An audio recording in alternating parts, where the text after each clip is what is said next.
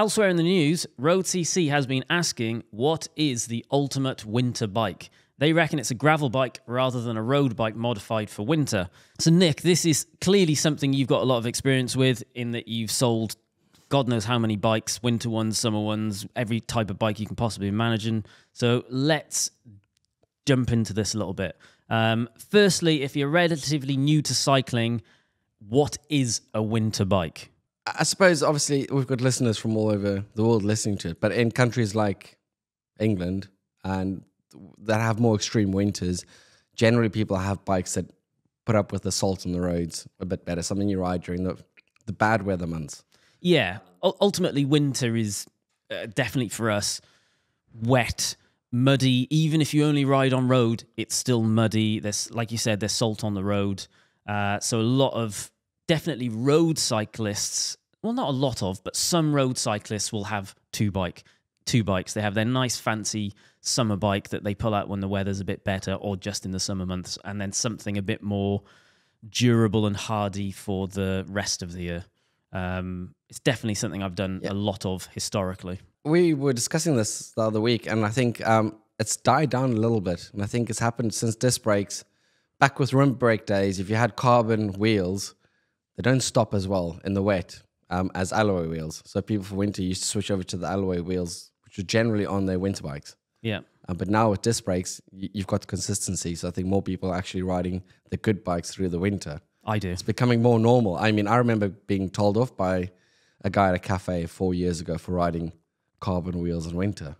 I guess if like you said though, if it's carbon wheels but they're disc brakes, then it's still going to be perfectly fine. Yes, but you have to take in consideration salt. Salt on the roads isn't good for your bike. So as long as you wash your bike after every ride on the roads, even if it's dry out, because there's still going to be salt on them, you can look after a bike a bit better. But there's arguments for winter bikes as well. Back in the day, it was a thing of you ride your heavier winter bike with all the extra accessories and tools and things you would need for the winter on it to kind of have your training block over winter. And when summer came, when you switched back to your summer bike, it might have been a bit of psychology involved in it, but all of a sudden it just feels a bit more lively and kind of ready to go. My good friend and historic training partner, Ben Wickham, is a huge believer in this. So he's a triathlete. His race bike is obviously a super high-end triathlon TT bike, and then all of his winter riding would be on a specialized alley, like a 15-year-old alley with like the cheapest group set he can get on it, the cheapest wheels, just the heaviest, most juxtaposed bike you can possibly get to his race bike. So that, and as he's doing all of his winter training on that bike, he's thinking about, well, when I get on my TT, it is going to be like lightning. It just feels better. I mean, I did the same. Growing up in South Africa, Pretoria, where I grew up, we've got no winter rainfall. So winter months, arguably, it's dry. So it's a perfect weather to train in. But we still train. We even did it during the week. So you have a training bike, and your racing bike only came out for races, actual races, and it kind of like makes it feel, which is a bit of a waste of a bike if you think about it, because you're not getting to enjoy it. So now I'm kind of using my gravel bike for everything. If I had to rebuy a bike for winter, it'd be a gravel bike. So let's run through it then. So we're gonna discuss what the ultimate winter bike setup is, and I know we are going to have differing opinions on it. So let's start off with top of the list, material. What material is your winter bike going to be made from? Titanium. I knew you were going to say titanium. Titanium is just always going to win. It doesn't rust, doesn't corrode. There's no risks. Even steel eventually will corrode unless it's stainless steel, but stainless steel itself isn't... It's probably more expensive than titanium these days. And it's not corrosion proof either. Alloy is going to eventually cause you problems. It's not... alloy is a good, cheap option, but if you, like James just figured out, his current frames lasted 5 years. Now it's just become really flexing, giving him problems. Carbon... The caveat to that is he's a brute on a bike. Yes. He rides an offensive amount of miles, and he rides in all conditions, all weathers. Granted, he maintains his bikes fantastically because he works in a bike shop. No, he doesn't. All right. He works in a bike shop, doesn't maintain them. But yeah, like 5 years to him is probably 15 years to a normal person. Yes. Yeah, he's harsh on the bike. But yeah, carbon is a problem if your carbon's got alloy bonded into it or other materials sometimes. So titanium is carbon a problem for winter? It's not, is it? if you look after the bike, but there are some bikes where you've got your bottom bracket shells are bonded in, alloy bonded into the carbon. But if it's like a full carbon frame, it should make an all right winter bike. I want to say yes, in theory, but you're always going to have problems because if it's a full carbon bike, generally it's going to have press fit bottom bracket. Yeah. So that'll start creaking eventually. And I mean, it'll work. You can do it. I mean, I've done it for years and years, but it's not, in terms of we're talking about what's the best, titanium is still going to come out the best. I think, and I hate to say it, I'm going to agree with you. If I was buying, and I've actually considered recently, now I've started, so my new house now where I live, or it's not new, it's 6 months, we are like super comfortable there. We're probably going to spend the rest of our lives there. I found a little local loop that I really enjoy doing, and already doing it over the last 2 months or whatever it is, I'm like, oh, this is putting a lot of dirt and crap into my summer bike. And I'm already going like, maybe I should get a proper winter bike. I think, as much as I love steel, I think I would get a titanium bike for a winter bike setup.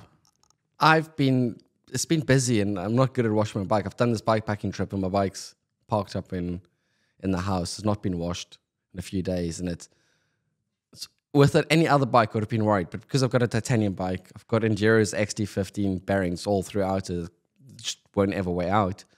There's no worry. I'll wash it tomorrow and the bike will just be good to go. Bit of chain lube. It's just for ease of use and you don't have to worry about it. If you look after your bikes all the time, then it's not a massive issue. What you ride. Right, group set. What are you putting on it? So we've picked a material. Let's pick a style of bike. Are you gonna get a gravel bike or a road bike? Gravel bike.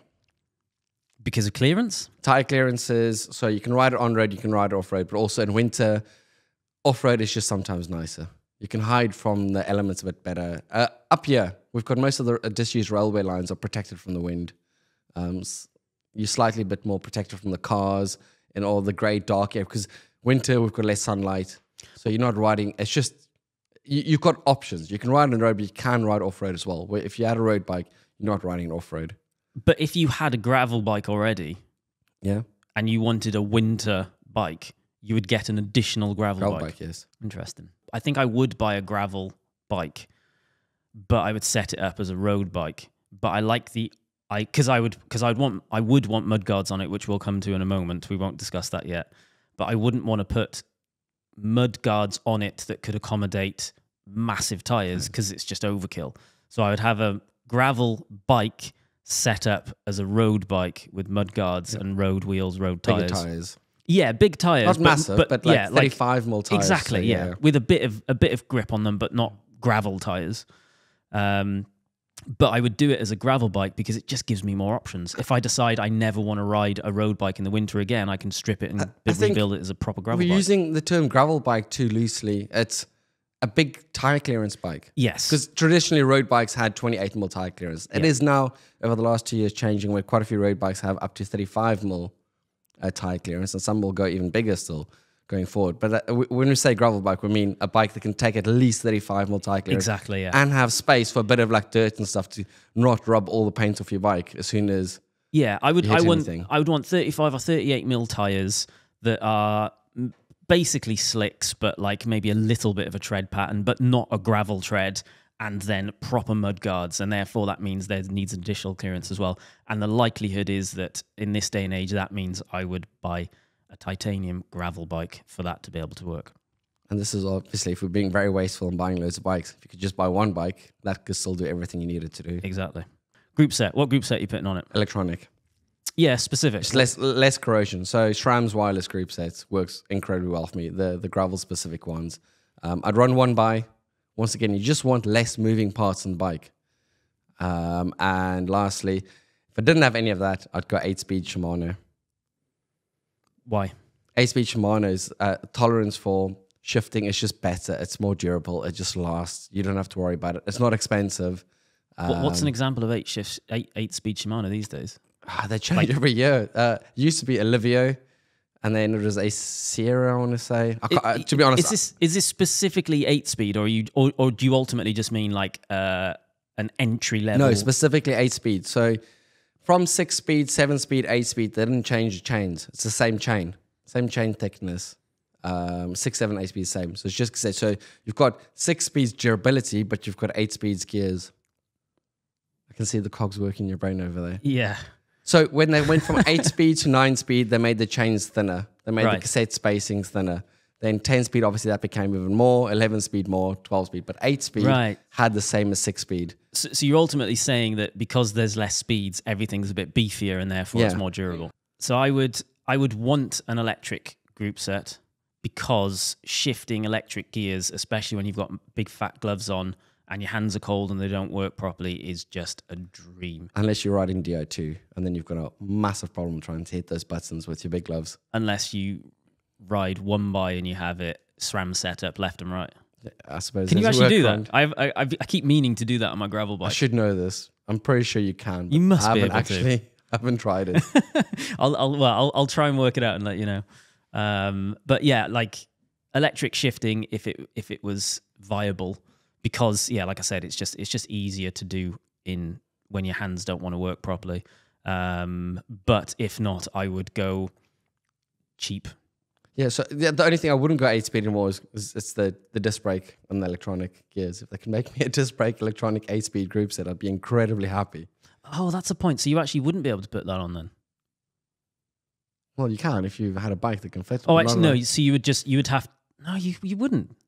So because assuming you're buying and you would be getting a modern bike, and therefore that group set wouldn't fit on work. it. Yes. So actually, that doesn't work. So it would have to be like a Tiagra or a Sora or SRAM maybe Apex. A 105. Yeah, that's a good group set. Wheels. To be honest, I would do like mid or shallow depth carbon wheels on disc brakes are just like for me that's just the way it is now.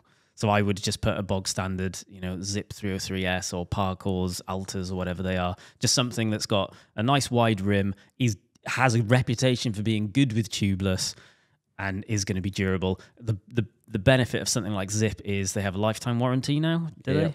So you got that to back it up as well. Not in the bearings though. So I think the most important thing for winter wheels is to find something with sealed cartridge bearings where you can just knock them out and put new ones in. Yeah. That's the most important thing to look for. Other than that, start looking at nipple choice, because that's going to corrode eventually. You're going to have to start looking at depth is really important. I think if you live somewhere it's windy, so shallow is better. Yeah. I would like a wider internal rim width so you can fit bigger tires without having it.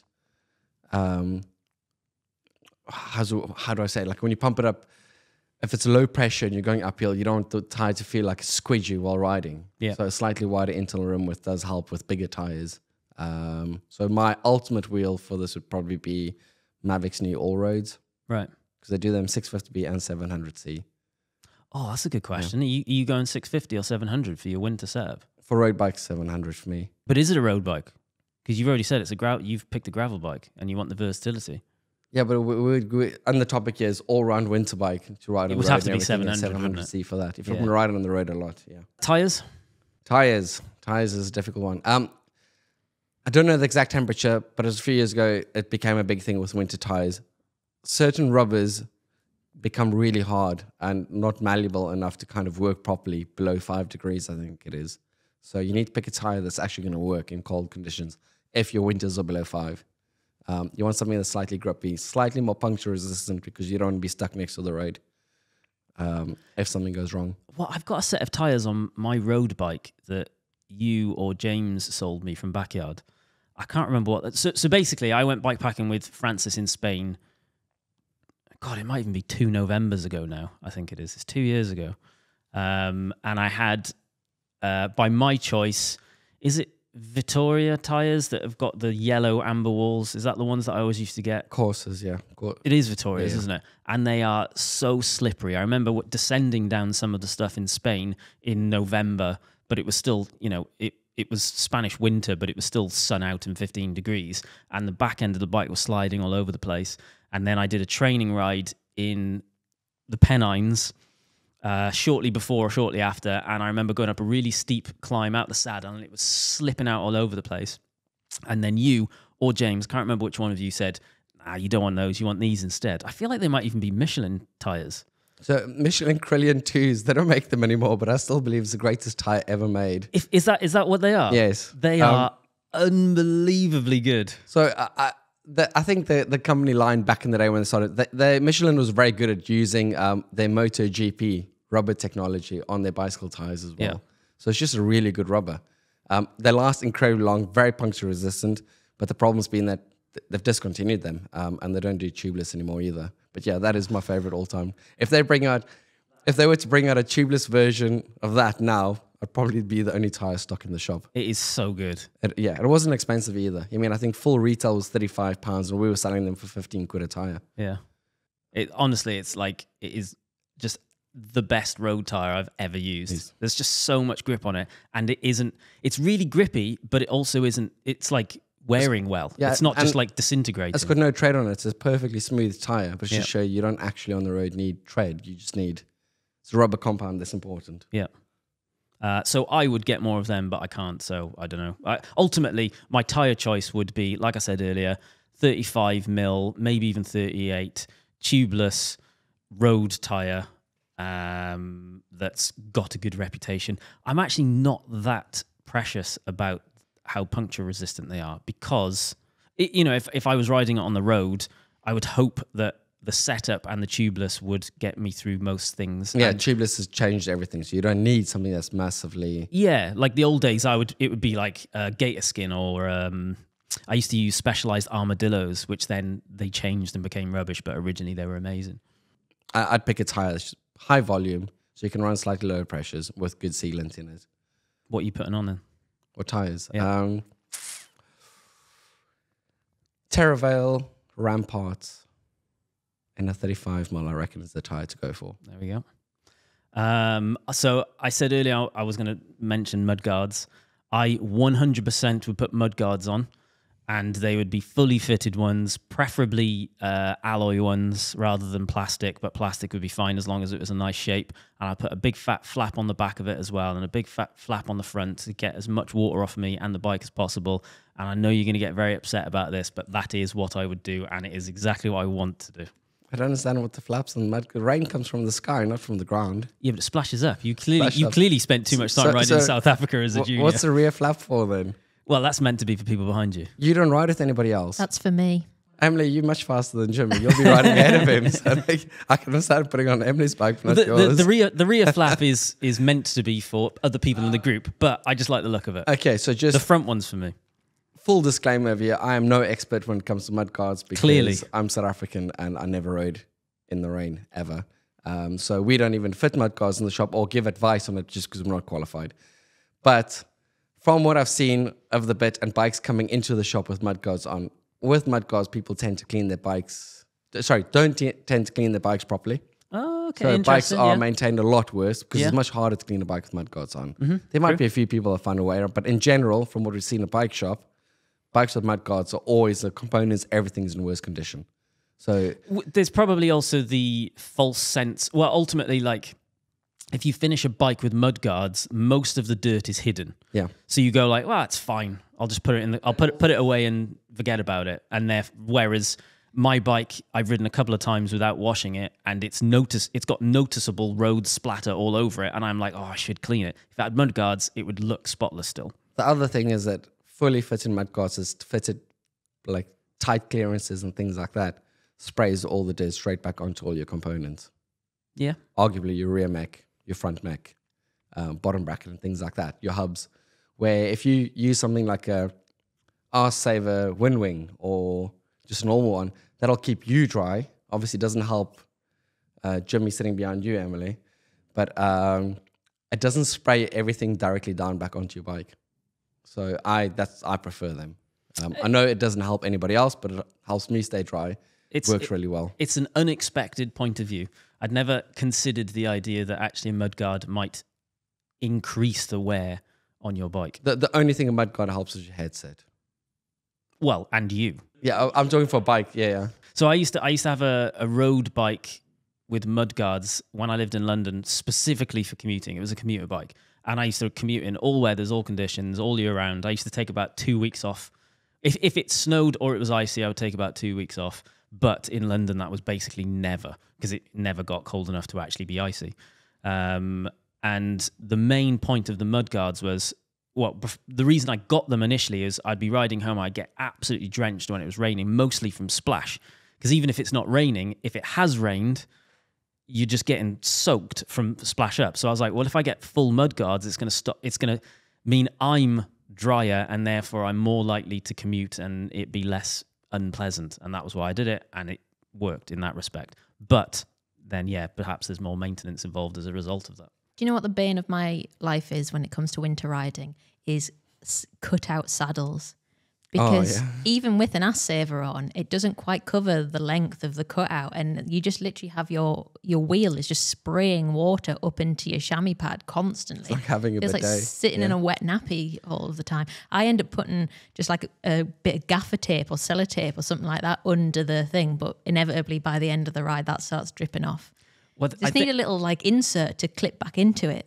I think some saddle manufacturers now do gravel versions of their saddles, which do they? Have covers. You've got the groove, but it's still sealed at the bottom. Right, well, that's what I want, but I refuse to buy another one. A saddle bag specifically just to block that out. Yeah. The other thing that's very typical of a winter bike is you have front and rear lights on it basically all of the time. And like, well, in my opinion, I always use a frame pump. But if you are going to use a frame pump at any time, it should definitely be winter, because you're going to if you have to repair a puncture, you're going to get back on the road quicker. So generally for winter, I use one bottle rather than two. And then my other bottle, I have all of my spares on, because it's just easier to get access to them. On my summer bike, I usually have a saddle bag, because they're just a bit more fiddly to get in and out of, which if you're cold and on the side of the road, you want less fiddle. Yeah. So usually I have something much more accessible in my second bottle cage, a frame pump, lights on all of the time. But for me, I do that most of the time on all of my bikes anyway. That's one of the reasons I love tubeless now as well for winter bike riding. Because like I said, when you're cold, it's a hassle being stuck there doing things. If I've got a puncture that doesn't seal, dyno plug, pop off the cap, stab it in, pull it out, pump my tire up, off I go. But I guess that is because you have good wheels with a good tire combination. Yeah. Because there will be people, and there'll be a lot of people that have tire and wheel combinations that aren't very compatible. So they're going to get a puncture. It's going to end up unseating, and then they're not going to be able to fix their puncture. Whereas I think what's happened over the last 3, 4, 5 years is... It's less than that. I would say 2 years. The to are getting better, and they're becoming more... There's more knowledge around which ones work well together. Yeah. And I think the bit a lot of people are scared of tubeless, and I was definitely one of those people, is... It would have been when we first moved up, so 2019, 2020... and doing gravel rides on, I've already got a set of wheels that are technically tubeless compatible, and then I get them set up tubeless, and they just don't work very well together, and you end up having to stuff a tube in. Whereas what you have fine-tuned over the last however many years is you know which tyre and wheel combinations are just going to work perfectly, and therefore you know you're going to be able to dyno plug it pretty much every time, pump it up, you're back on the road, no issues. I think that's probably the biggest problem we've got in the shop, where people come in and they just die hard, doesn't work, or one of their friends told them, and I get it. I had a customer in last week with a set of Bontrager wheels and a set of GP5000, the first edition they launched, the non-hookless version, and it took me half an hour, and I couldn't get the wheels and the tubeless to work. It was a used tire, but it just would not take. We double taped the rim, we then triple taped the rim, we did everything. It just would not inflate. But then we've done videos in here where we've used the newer GP5000s on zips, and we pumped it up with a hand pump from flat to seating it up, and it's just easier. So it's just a thing of, firstly it was wheel sizes, tire sizes, and compatibility, and now sealants, better sealants coming around that just works a lot better. Yeah. So obviously I understand that if you don't have the right stuff, it's not going to be easier, but if you've got it, it just makes life a lot easier. in winter. For people who don't want to buy a dedicated winter bike, what maintenance should they be doing? Should it be regular washing, lubing, and not mud guards? Or once again, if there's salt on the roads where you're riding, after every single ride, wash your bike. Wash it properly. Degrease the chain, lube it. I know it's labor intensive, but it's going to save you so much money in the long run by not having to. Do you need to dry it as well? If you're storing it in a shed, so if you're leaving it in your kitchen or inside your house, then generally no, because it's a dry environment. But if you're leaving it in a shed or in a garage that's humid or wet, it's never going to dry by itself. So yeah, then you'd have to dry it, or you can say lube it or use something like GT85, but that's just going to cause you problems to get on your brake pads. So yeah, it's as simple as wash your bike. So the message here is wash your bike if you want it to last. Yeah. And that actually applies all year round, really, but especially prevalent in winter. Well, bizarrely, no, actually, we have a problem with some customers that overwash their bikes. So in summer, if you were to wash it too much and you don't lube it or they pressure wash it, they actually take all the grease out of their bikes. And then because it's summer, they don't think about it, and that causes an issue. But that's washing technique being the issue. True. Yeah.